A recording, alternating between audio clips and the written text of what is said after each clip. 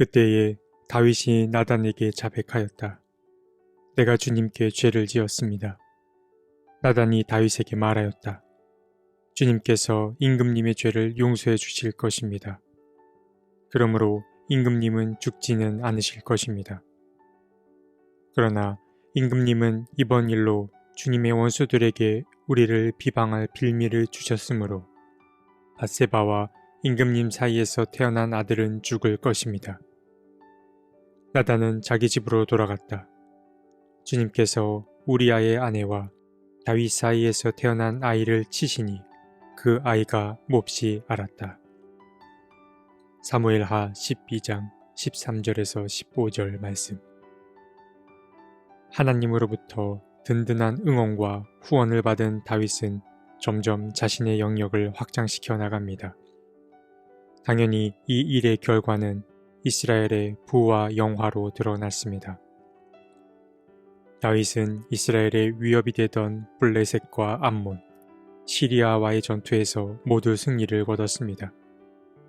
하나님의 든든한 지원을 받는 다윗, 즉 이스라엘은 두려울 것이 없었습니다. 그런데 사람의 인생이라는 게 참 오묘합니다.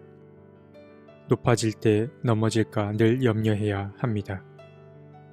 평화롭게 지내던 다윗은 큰 어려운 일 한 가지를 겪게 됩니다. 11장에 나오는 밧세바와 관련된 이야기가 바로 그것입니다.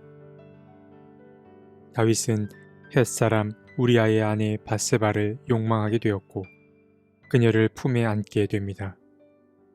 그리고 그녀는 다윗의 아이를 갖게 됩니다. 다윗은 자신이 자처한 일을 자신의 손으로 매듭짓길 바랐습니다. 결국 그는 우리아를 전장 서두에 세움으로 암몬 사람들 손에 죽게 만들었습니다. 주님은 다윗이 하는 모든 일을 지켜보고 계셨습니다. 지난 시간 주님은 자신과 다윗 사이에 매개 역할을 하는 일을 두었다고 말씀드렸었습니다. 나단 선지자가 바로 그 매개자입니다. 나단은 하나님의 부름으로 다윗을 만납니다. 그는 하나님의 메시지를 낱낱이 다윗에게 전했습니다. 나단은 먼저 한 가지 비유의 이야기를 전합니다. 한 성읍에 두 사람이 살고 있었는데 한 사람은 부유하고 한 사람은 가난합니다. 부유한 사람에게는 많은 양과 소가 있었습니다. 그러나 가난한 사람에게는 어린 암양 한 마리밖에 없었습니다. 그래서 이 가난한 사람은 암양을 자기 딸처럼 여기며 아주 극진히 키웠습니다. 어느 날 부유한 사람에게 한 나그네가 찾아옵니다. 그는 그 손님에게 좋은 것을 대접하려고 했는데 갑자기 자신의 가축을 잡아서 대접하는 게 아까운 마음이 들었던 것입니다. 그래서 그는 가난한 사람의 어린 암양을 빼앗아서 자기 손님에게 대접했습니다. 나단의 이야기를 들은 다윗은 몹시 분개했습니다. 다윗은 부유한 사람의 그 행동에 화가 나서 비유 속에 등장한 그 자를 죽여야 마땅하고 또 어린 암양을 4배로 갚아줘야 한다고까지 말했습니다. 그제야 나단은 말합니다. 그 부유한 사람이 바로 당신 다윗 왕이라고 말입니다. 이야기를 마친 나단은 다윗이 행한 일을 하나님이 어떻게 생각하시는지 하나님의 입장을 낱낱이 말해주었습니다. 주님은 부족한 것 없이 다 채워주었고 더 구할 것이 있다면 무엇이든 더 주었을 것인데 어째서 이런 일을 행했냐며 다윗을 심히 꾸짖었습니다. 그리고 이어서 심판의 메시지 또한 전하시는데 이제부터 영영 너의 집에서 칼부림이 떠나지 않을 것이고 너의 아내들도 다 빼앗아 너의 지인들에게 줄 것이라고 말씀하셨습니다. 그리고 결정적인 심판은 다윗과 밧세바 사이에서 난 그 아들의 생명이 길지 않을 거라는 이야기였습니다. 하나님의 이야기를 들은 다윗은 심술을 부리지 않았습니다. 늦었지만 다윗은 애통해하며 하나님 앞에 참회를 했습니다. 하나님을 뵙고 얼마 지나지 않아 다윗과 밧세바 사이에 아이가 태어났습니다. 그러나 하나님의 말씀대로 아기는 태어나고 얼마 지나지 않아 시름시름 앓았습니다. 다윗은 혹시 하나님이 마음을 바꾸실까 하여 열심히 기도했습니다. 그는 금식 기도뿐만 아니라 밤을 새거나 맨 땅에 누워서 잠을 청하기까지 했습니다. 아이를 향한 열심이 하나님의 마음을 돌아서게 하지 않을까 하는 기대 때문이었습니다. 그러나 다 소용없었습니다. 아이는 이래 만에 목숨을 거둡니다. 신하들은 다윗이 아이의 죽음 소식을 듣게 되면 깊은 슬픔과 분노에 사로잡힐까 하여 이 사실을 숨기려 했습니다.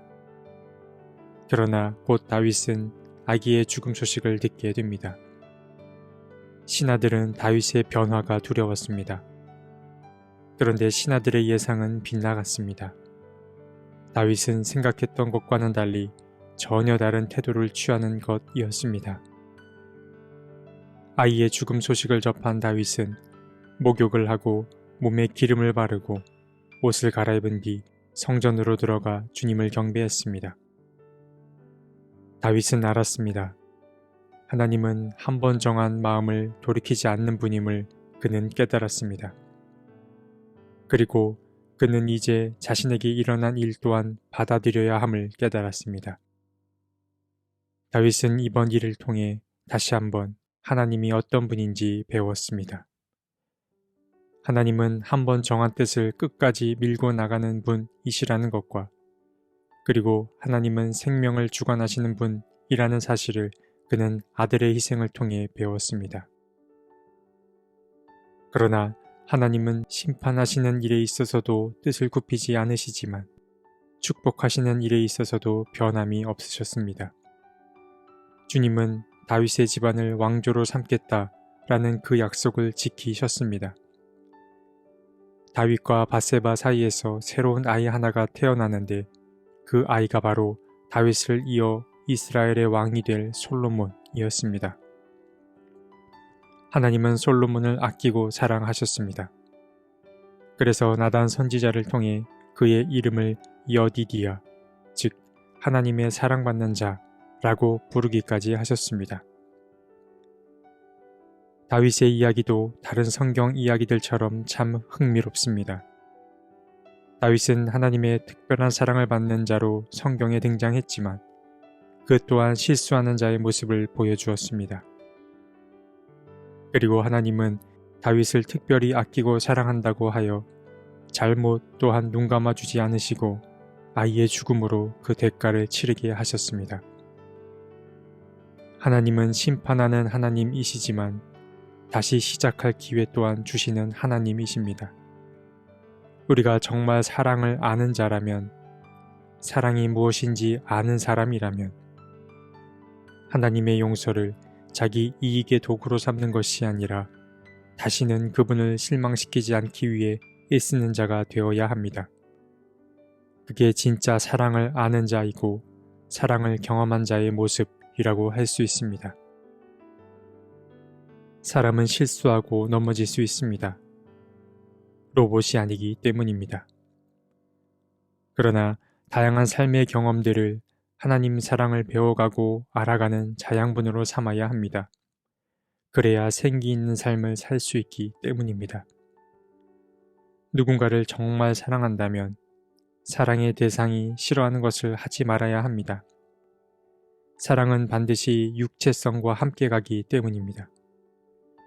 오늘 하루도 하나님 편에 서서 하나님을 실망시키지 않는 저와 여러분이 되었으면 좋겠습니다. 하나님, 우리가 하나님 사랑하는 법을 배우게 도와주십시오.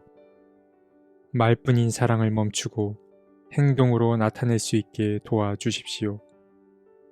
우리가 경험한 삶의 다양한 경험들을 하나님을 알아가고 나 자신을 알아가는 자양분으로 삼게 도와주십시오.